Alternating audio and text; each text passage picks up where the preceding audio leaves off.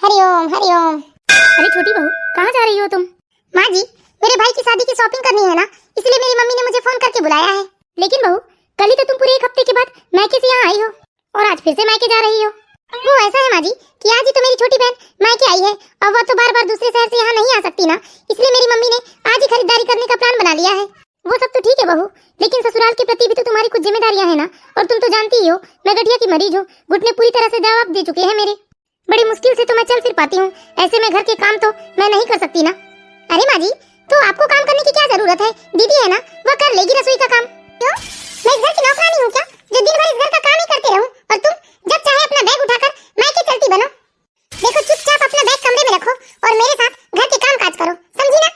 बिल्कुल नहीं, मैं अभी कोई भी काम काज नहीं करूंगी और मेरी मम्मी ने मुझे बुलाया है और मैं जरूर जाऊंगी, कोई मुझे रोक नहीं सकता। देखो आरती, तुम्हारी जेठानी बिल्कुल सही कह रही है, जैसे वो इस घर की बहू है वैसे ही तो तुम भी इस घर की बहू हो ना, फिर वो अकेली ही क्यों चूल्हा चौका करती रहे? अरे माँ जी, दीदी एक दिन घर का काम काज कर लेगी तो कोई पहाड़ नहीं टूट जाएगा। अरे किसे बेवकूफ बनाती हो आरती तुम, तुम्हारा ये कोई एक दिन का काम नहीं है, तुम्हारा तो ये रोज रोज का लगा है। जब भी घर में काम काज करने की बारी आती है तो कोई ना कोई काम ढूंढकर या बहाना बताकर तुम अपने मायके चली जाती हो। अच्छा दीदी, अब समझ में आया, तो आपको इस बात की जलन है कि मेरे माँ बाप मुझे बार बार बुलाते हैं। अरे मेरे माँ बाप बुलाते हैं तो मैं क्यों नहीं जाऊंगी, और मेरा मायका इसी शहर में है। लेकिन आरती बहू, घर के काम काज में तुम्हें भी तो हाथ बटाना होगा ना। अरे माँ जी, मुझे समझ में नहीं आता, सारा काम तो करती हूँ मैं इस घर का, और क्या करूँ, अपनी जान दे दूँ क्या? ठीक है माँ जी, कोई बात नहीं, जाने दीजिए इसे आप, लेकिन मैंने भी ठान लिया है कि मैं भी आज के बाद ना घर का कोई काम काज नहीं करूंगी। ठीक है दीदी, नहीं करना है तो मत करो, लेकिन मैं तो अपने मायके जरूर जाऊंगी। ठीक है माँ जी, आप मुझसे भी ना घर के काम काज की उम्मीद तो रखना ही मत, मैं भी जा रही हूँ अपने कमरे में। हे भगवान, इस घर में बहुओं के बीच में ऐसा ही चलते रहा तो वो दिन दूर नहीं जब ये घर बिखर जाएगा। अरे देवकी, आज तो मैं बहुत थक गया हूँ। क्यों जी, प्रमोद आज भी दुकान नहीं गया था क्या? नहीं देवकी, प्रमोद कहता है कि ये दुकान का कामकाज उसे अच्छा नहीं लगता है, वो सरकारी नौकरी करना चाहता है। बोलता है मैं फॉर्म भरूंगा और पेपर दूंगा सरकारी नौकरी के लिए। लेकिन इसे कौन समझाए कि सरकारी नौकरी इतनी आसान नहीं होती है।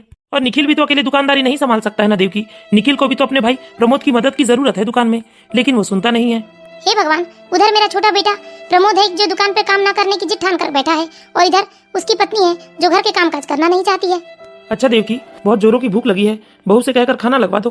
मैं देखती हूँ जी। अरे तुम क्यों देवकी, वैसे तो तुम्हारे घुटने में कितना दर्द रहता है। बहू कहाँ है, बहू को आवाज लगाओ, वो लगा देंगी खाना। क्या बताऊं जी, खाना बना कहाँ है घर में। छोटी बहू है जो हमेशा की तरह तैयार होकर अपने मायके चली गई, और उसी की देखा देखी अब बड़ी बहू ने भी कह दिया है कि वो अकेले घर के कामकाज नहीं करेगी। बड़ी बहू, बड़ी बहू। जी बाबूजी। ये सब क्या चल रहा है बड़ी बहू, तुमने खाना बनाने से इनकार क्यों कर दिया? आप ही बताइए ना बाबूजी, ये सब कितने दिनों तक चलता रहेगा? अरे मैं ही क्यों सारा दिन रसोई में पिसती रहूं? मैं ही ये सब क्यों झेलूं बाबूजी? क्या छोटी बहू के हाथों में मेहंदी लगी है? मुझे सब मालूम है बाबूजी, वहाँ दुकान पर भी दिन भर मेरे पति काम करते हैं और मेहनत करके घर चलाते हैं। क्या देवर जी का कोई फर्ज नहीं बनता है कि घर के खर्चों में सहयोग दे? हम दोनों पति पत्नी क्यों नौकरों की तरह काम में जुटे रहे बाबूजी? वैसे तुम्हारी बात बिल्कुल ठीक है बहू, मैं इस बारे में अपने छोटे बेटे बहू से बात करूंगा, लेकिन फिलहाल तो जाकर खाना पकाओ बहू, मुझे बहुत भूख लगी है और वहाँ दुकान पर मेरा बेटा भी भूखे ही बैठा है। निखिल के लिए भी मुझे टिफिन लेकर जाना है। ठीक है बाबूजी, लेकिन मैं काम तो तभी करूंगी जब इस समस्या का ना कोई हल निकल कर आएगा, इससे पहले तो मैं भी किसी काम को हाथ नहीं लगाऊंगी। देखा जी, अरे बड़ी बहू तो ऐसी नहीं थी, लेकिन आज छोटी की वजह से बड़ी बहू की भी तेवर कैसे बदल गए हैं। आप थोड़ी देर यहाँ आराम से बैठिए जी, मैं आपको और अपने बेटे को भूखे तो नहीं रहने दे सकती, इसलिए मैं कुछ बनाती हूँ खाने को। अरे रहने दो देवकी, परेशान मत हो तुम, मैं वहीं बाजार में कुछ फल खरीद कर खा लूंगा और साथ में निखिल को भी दे दूंगा। वैसे तो तुम अपने घुटनों से कितने परेशान रहती हो। ठीक है जी, लेकिन आज शाम को ना चारों बेटे बहू को सामने से बिठाल कर फैसला तो कर ही देना आप, क्योंकि रोज रोज की चिक चिक से ना मैं भी बहुत दुखी होने लगी हूँ। ठीक है देवकी। देखो बेटा प्रमोद, अब तुम्हें भी ना अपनी जिम्मेदारी समझनी चाहिए। क्या मतलब पिताजी, मैं समझा नहीं। मेरा मतलब यह है बेटा कि तुम्हारा बड़ा भाई आखिर कब तक घर खर्च चलाएगा। मैं सोच रहा हूँ कि अब बंटवारा कर देना ही ठीक होगा, ताकि रोज रोज का ये लड़ाई झगड़ा खत्म हो जाए। लेकिन पिताजी, मुझे नहीं लगता कि बंटवारा करने से समस्या का हल हो जाएगा। मुझे लगता है पिताजी, अगर घर के सभी लोग अपनी अपनी ड्यूटी समझे और मिलजुल कर काम करे तो सब कुछ ठीक हो जाएगा। अरे बेटा, अगर सब लोग अपनी जिम्मेदारी समझे ना तो कोई परेशानी ही नहीं होगी, लेकिन इस घर में तो हर कोई अपनी मर्जी का मालिक बना बैठा है। तू भी कब तक अपने छोटे भाई के परिवार को पालेगा बेटा? क्यों माँ जी, ऐसा क्या कर दिया इन्होंने हमारे लिए? अरे हम लोग तो अपना कमाते खाते हैं, फिर भी दिन भर ताने सुनते हैं। मैं तो कहती हूँ कर ही दो घर का बंटवारा, ये रोज रोज के कलेश से ना छुटकारा ही मिल जाएगा। हाँ मुझे सब पता है आरती, तुम तो यही सोचकर घर का बंटवारा करने को तैयार हो कि तुम्हें माँ बाबूजी की जिम्मेदारी ना उठानी पड़े और मैं ही उनका सारा बोझ अकेली उठाऊं। क्यों, यही चाहती हो ना तुम? लेकिन मैंने भी तय कर लिया है, अब मैं उनका कोई काम नहीं करूंगी। बहुत दिन कर लिया मैंने उनकी सेवा। करती हुई तुमने मेरे माँ बाबूजी को बोझ कहा? भैया, माँ बाबूजी मेरे साथ रहेंगे, आखिर मेरा भी तो कोई फर्ज है ना उनके लिए। लेकिन मैं माँ जी और बाबूजी को हरगिज अपने साथ नहीं रखूंगी। अरे आरती, वापस आओ, मेरी बात तो सुनो। क्या है? मैंने फैसला कर लिया सो कर लिया।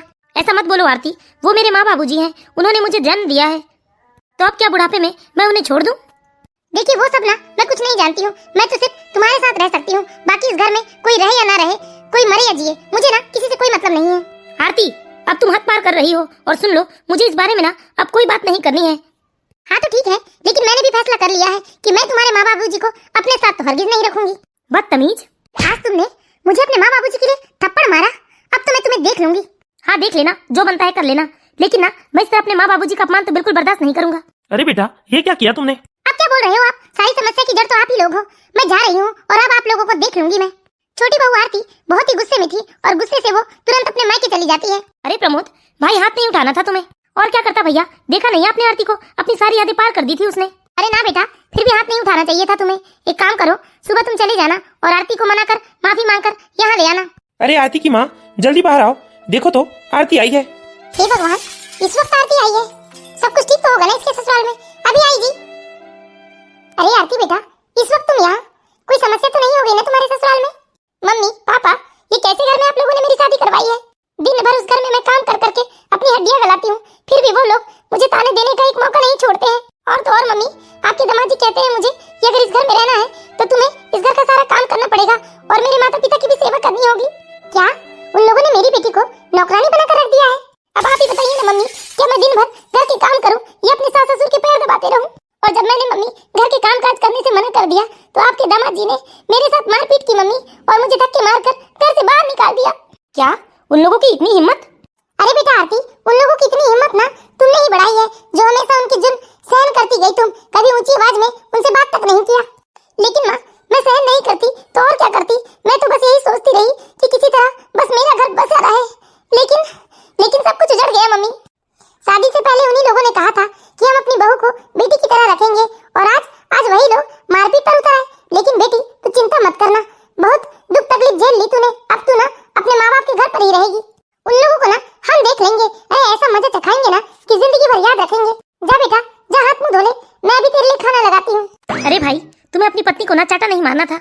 अरे हाथ नहीं उठाता तो क्या करता भैया? आपने देखा नहीं, उसने बदतमीजियों की सारी हदें पार कर दी थी और साफ साफ कह दिया था कि वो मेरे माँ बाप की सेवा नहीं करेगी। देखो भाई, ये कोई आज की बात नहीं है, वो तो शुरू से ही बदतमीज थी, लेकिन मैंने अभी तक उसकी सारी बदतमीजियां सहन की। लेकिन आज उसने माँ बाबूजी के बारे में बोला, और आप जानते हो ना कि मैं माँ बाबूजी के खिलाफ कोई भी बात बर्दाश्त नहीं कर सकता हूँ। अरे बेटा, ये तुमने ठीक नहीं किया। अब जाओ, जाकर बहू से माफी मांगो और उसे घर लेकर आओ। नहीं बाबूजी, मैं उसे मनाने के लिए ना हरगिज उसके घर नहीं जाऊंगा। वो यहाँ वापस आए या ना आए, मुझे ना कोई फर्क नहीं पड़ता है। अरे सुनो तो बेटा। नहीं बाबूजी, मैं दुकान जा रहा हूँ। देखो बेटा निखिल, हम तो इस तरह से अपने बेटे बहू का घर बर्बाद होते नहीं देख सकते हैं, इसलिए मैं सोच रहा हूँ कि मैं ही बहू के मायके जाऊँ और माफी मांगकर बहू को वापस ले आऊँ यहाँ। हाँ बाबूजी, इस तरह परिवार तो बिखरने नहीं दे सकते हैं हम, कुछ ना कुछ तो करना पड़ेगा। प्रमोद के पिताजी अपनी बहू के मायके जाते हैं और वहाँ जाकर वो हाथ जोड़कर माफी मांगते हैं। मैं अपने बेटे की तरफ से आप लोगों से माफी मांगता हूँ समधी जी, माफ कर दीजिए आप लोग हमें, और आप अपनी बेटी को विदा कीजिए, क्योंकि मैं अपनी बहू को लेने आया हूँ। वाह समधी जी, पहले तो आप लोगों ने मेरी बेटी के ऊपर इतना जुल्म किया और अब आप लोग चाहते हैं कि मैं आपको माफ कर दूं?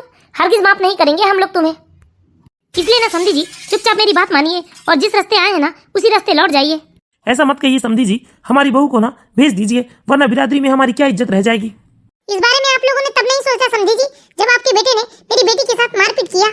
अच्छा बहन जी, आरती बहू ने आपको ये तो बता दिया कि मेरे बेटे ने उसके ऊपर हाथ उठाया, लेकिन आप लोगों ने क्या ये नहीं पूछा कि आखिर आपके दामाद ने आपकी बेटी के ऊपर हाथ क्यों उठाया? कसूर तो देखो आपकी बेटी का भी कम नहीं था। देख लीजिए ना पिताजी, इतना सब कुछ हो गया, उसके बाद भी ये लोग मुझे ही गलत ठहरा रहे हैं। अब तक तो इन लोगों ने मेरे साथ मारपीट की थी, अगर बस चले ना इनका तो ये लोग मुझे जान से मार देंगे। देखिए भाई साहब, अब ना हम कुछ नहीं सुनना चाहते हैं, अब आप चुपचाप ना वापस अपने घर चले जाइए। अब तो आपसे कोर्ट में ही मुलाकात होगी। देखिए भाई साहब, इस तरह बच्चों की बात को सुनकर इतना बड़ा फैसला मत लीजिए आप, क्योंकि आपके हाथ में ना अब 2 घरों की बागडोर है। अगर आपका फैसला गलत हुआ तो दोनों घर उजड़ भी सकते हैं। देखिए भाई साहब, आप लोग ना हमारी चिंता मत कीजिए, आप लोगों को तो अपनी चिंता करनी चाहिए। हम अपनी बेटी का घर तो फिर से बसा लेंगे, और हाँ, हमारी बेटी के साथ आपने जो मारपीट की है ना, उसका बदला तो हम लोग लेकर रहेंगे। और अब ना आप चुपचाप चलते बनिए, बेकार में बातों को आगे मत बढ़ाइए। प्रमोद के पिताजी ने अपनी बहू और समधी समधन को बहुत मनाने की कोशिश की, लेकिन वो लोग तो बस जिद में ही अड़े थे। इसलिए बेचारे क्या करते, अपना समूह लेकर वो हुआ जी, आप बहू को वापस लेकर नहीं आए? नहीं देवकी, ना ही आरती अपने ससुराल आना चाहती है और ना ही उनके माता पिता उसे ससुराल भेजना चाहते हैं। मैंने तो अपने तरफ से बहुत कोशिश की, मैंने हाथ पैर भी जोड़े उनके, लेकिन उन्होंने साफ मना कर दिया। इतना ही नहीं देवकी, उन्होंने तो कहा कि वो लोग कोर्ट केस करेंगे। वो लोग मुझे धमकियां दे रहे थे कि अब कोर्ट में ही मुलाकात होगी। क्या? लेकिन इतनी बड़ी बात तो थी ही नहीं जी कि मामला कोर्ट तक पहुंच जाए। अरे बेटा, अब तू ही जा और बहू को मना के ले आ बेटा। नहीं माँ, मैं बिल्कुल नहीं जाऊंगा और उस आरती को ना उसके मायके में ही रहने दीजिए आप। और वैसे भी माँ बाबूजी, मुझे ऐसी पत्नी की तो जरूरत बिल्कुल नहीं है जो मेरे माँ बाप को नहीं अपना सकती है। और माँ बाबूजी, जहाँ तक रही केस करने की बात, तो ना उन्हें जो करना है वो करने दो। देखो बेटा, इसी तरह के अहंकार से ना घर टूट जाया करते हैं, इसलिए बेटा बात को बड़ा करने की बजाय उसे सुलझा लो। अरे पापा जी, अब तो बात बढ़ ही चुकी है, जो होगा ना देखा जाएगा, आप लोग टेंशन मत लीजिए बस। अच्छा, तो वो महारानी नहीं आ रही है, ठीक है, फिर मैं भी क्यों किसी की सेवा करूं? इस तरह नर्मदा प्रसाद जी और देवकी जी बहुत ही दुखी हो जाते हैं, क्योंकि उनके दोनों बहुएं तो अपने अपने जिद में बैठी है और अब तो बेटा भी जिद में बैठ गया है। इस तरह धीरे धीरे पूरे 3 दिन बीत जाते हैं और एक दिन देवकी जी का बड़ा बेटा दुकान से घर खाना खाने आता है तो वो देखता है कि उसकी बूढ़ी माँ अपने कपड़े खुद हाथ से धो रही है। रश्मि, ये सब क्या हो रहा है घर में? ठीक है स्वाति, मैं तुझसे बाद में बात करती हूँ। क्या मतलब क्या हो रहा है? अरे मैंने ऐसा भी क्या कर दिया? अरे तुम माँ बाबूजी के 2 जोड़ी कपड़े भी नहीं धो सकती, अब उनके कपड़े धोना भी तुम्हें बोझ लगने लगा? अच्छा, तो ये बात है। अरे मैं ही अकेली कब तक पीछे रहूं, बताइए जरा। और आपको ये छोटा सा काम लगता है? घर में ना कितना काम होता है ये मुझे पता है। और एक महारानी तो बड़े ठाठ से अपने मायके में जाकर बैठ गई है। अरे मुझे बताइए, मैं ही क्यों अकेले घर के कामकाज में पिसती रहूं और मेरे हिस्से में क्यों आपके माँ बाबूजी की सेवा है? देखो रश्मि, ये तुम बिल्कुल ठीक नहीं कर रही हो। मुझे सब पता है जी, मैं क्या ठीक कर रही हूँ और क्या नहीं। अब तो ना मैं अपना ही काम करूंगी, अब ना ही मैं किसी के लिए खाना बनाऊंगी और ना ही किसी और का और कोई काम करूंगी। और सुन लीजिए, आज भी खाना ना मैंने आपके और मेरे लिए ही बनाया है, इसलिए बैठिए, मैं भी खाना लाती हूँ और हम दोनों खाते हैं अपने कमरे में बैठकर।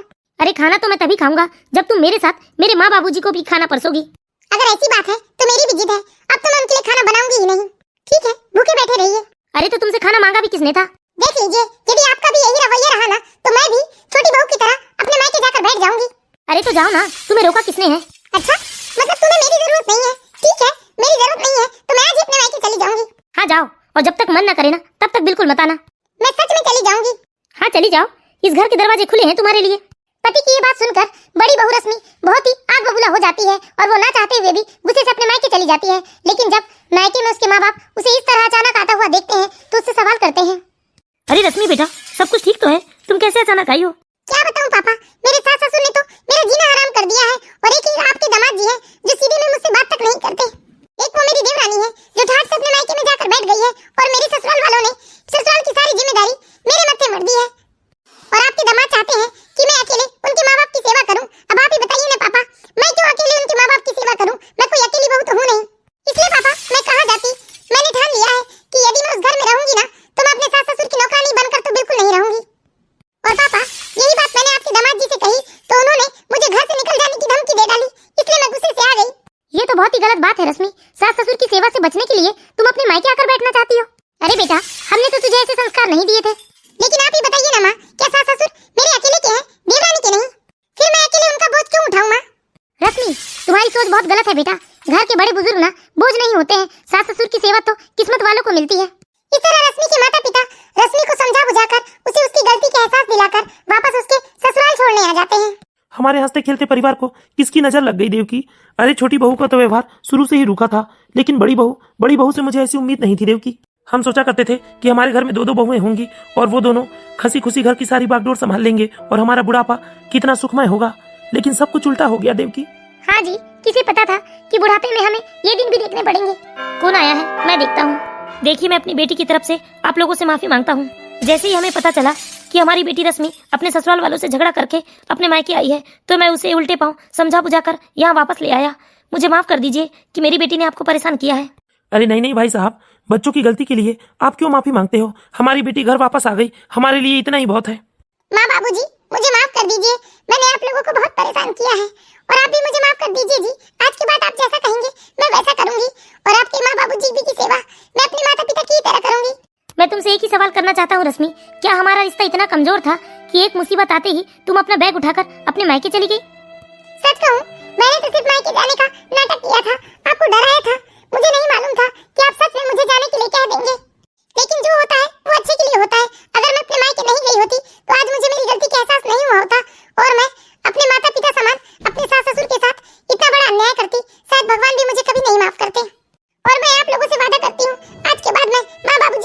कोई कमी नहीं छोड़ूंगी। भाई साहब, काश आप ही की तरह सभी बच्चों के माता पिता समझदार होते तो कभी कोई घर टूट कर नहीं बिखरता। मैं आपका एहसान जिंदगी भर नहीं भूलूंगा। नहीं नहीं भाई साहब, इस तरह आप मुझसे माफी मांगकर हमें शर्मिंदा न करें, क्योंकि माफी तो हमें मांगना चाहिए कि हमारी बेटी ने आपको इतनी तकलीफ दी। ठीक है भाई साहब, अब इजाजत दीजिए। अरे ऐसे कैसे चले जाएंगे आप? खा पी कर जाइए। नहीं नहीं, फिर कभी। अभी रश्मि की मम्मी अकेले घर में परेशान हो रही होगी। ठीक है भाई साहब, आपका बहुत बहुत धन्यवाद। बेटा आरती, दामाद जी का फोन आया क्या? अरे नहीं पापा, नहीं आया फोन मुझे। और वैसे भी वो मुझे फोन क्यों करेंगे? मुसीबत की असली जड़ तो वही है। कोई बात नहीं बेटा, तू चिंता मत कर। अभी अभी वकील से मिलकर आ रहा हूँ मैं। तेरे ससुराल वालों पर ना दहेज का केस डाल दिया है मैंने। लेकिन पापा, दहेज की तो कोई बात हुई ही नहीं है। अरे बेटा, ये बात हमें पता है कि ये झूठा आरोप है, लेकिन वकील का कहना है कि अपना केस मजबूत बनाने के लिए कुछ तो हथकंडे अपनाने पड़ेंगे हमें। दहेज का मुद्दा बहुत जरूरी था बेटा। अब तुम देखना कैसे मैं उन्हें दिन में तारे दिखाता हूँ। तेरे पैरों में गिरकर तुझसे माफी ना मंगवाई तो कहना। अरे बिल्कुल ठीक किया जी आपने। उन्हें भी तो पता चले कि किसी की बेटी को सताने का क्या अंजाम होता है। जेल में चक्की पीसनी पड़ेगी ना, तब इनके अकल ठिकाने आएंगे। जाओ बेटा, तुम आराम करो। अब बस ना सब कुछ तुम अपने मम्मी पापा पर छोड़ दो। ओके पापा। इधर आरती के माता पिता ने आरती के ससुराल वालों के खिलाफ झूठा केस लगा दिया और उधर आरती के ससुराल में पुलिस पहुंच जाती है। देखिए, आप लोगों के नाम पे ना पुलिस कंप्लेंट की गई है। क्या पुलिस कंप्लेन? लेकिन हमने ऐसा क्या कर दिया? एक तो आप लोग अपनी बहू से दहेज मांगते हैं और ऊपर से उसके साथ मारपीट करते हैं। इस बात से बहुत परेशान होकर आपके बहू के पिता ने आप लोगों के खिलाफ शिकायत दर्ज करवाई है। ये क्या हो गया है आरती बहू को? अरे हमने तो कभी दहेज का नाम भी नहीं लिया और उसने हमारे खिलाफ दहेज मांगने का आरोप लगा दिया। लेकिन आपकी बहू ने तो आपके बेटे और आप लोगों के खिलाफ उसे मारपीट करके घर से बाहर निकालने की शिकायत कर पुलिस में केस दर्ज करवाया है। नहीं इंस्पेक्टर साहब, हमारा भरोसा कीजिए, ये सब बिल्कुल झूठ है। हमने अपनी बहू के साथ कभी भी ऐसा कुछ नहीं किया है। हाँ, ये बात अलग है कि पति पत्नी में आपसी छोटी मोटी बहस के चलते बहू नाराज होकर अपने मायके चली गई। इससे ज्यादा तो और कोई बात है नहीं इंस्पेक्टर साहब। मैं तो अपनी बहू को मनाने भी गया था और उसके माता पिता के सामने मैंने हाथ जोड़कर माफी भी मांगी, लेकिन उन्होंने अपनी बेटी को भेजने से साफ मना कर दिया। देखिए अंकल जी, मैं तो कहता हूँ कि बेहतर होगा आप उन लोगों के साथ ना समझौता कर लो, क्योंकि ना अगर केस कोर्ट में चला गया तो पूरा परिवार लपेटे में आ जाएगा। देखिए, आप लोगों के पास ना 24 घंटे का समय है। या तो आप लोग आपस में मामला सुलझाकर कल थाने में हाजिरी लगा देना, नहीं तो हम आपके घर आकर आपको अरेस्ट करके ले जाएंगे। ठीक है इंस्पेक्टर साहब, मैं बात करता हूँ अपने बहू के परिवार वालों से। अरे इतना घटिया इल्जाम लगाने की हिम्मत कैसे हुई उन लोगों की? देखो बेटा, थोड़ा धीरज धरो तुम। ये गुस्से में ना कोई भी फैसला लेना बहुत गलत होता है। हम आराम से उनसे बात करेंगे। हाँ प्रमोद, अरे हर बात का हल ना गुस्से से नहीं निकाला जाता। तुम एक काम करो, या तो तुम अपने ससुराल जाओ या अभी अपनी पत्नी को फोन लगाओ। ससुराल तो नहीं जाऊंगा भैया। हाँ, मैं अभी फोन लगाता हूँ आरती को। हेलो आरती, मैं आरती का पापा। बोलो, क्या काम है तुम्हें? क्या पापा जी, आप लोगों ने इतनी छोटी सी बात पर हमारे खिलाफ पुलिस में शिकायत दर्ज करवा दी? क्यों बेटा, तुमने हमारी बेटी पर हाथ उठाया? क्या ये छोटी सी बात है? देखिए पापा जी, गुस्से में मुझसे वो गलती तो हो गई, लेकिन आपने तो मेरे माँ बाबूजी पर दहेज लेने का झूठा आरोप लगा दिया। उनका तो कोई कसूर नहीं था।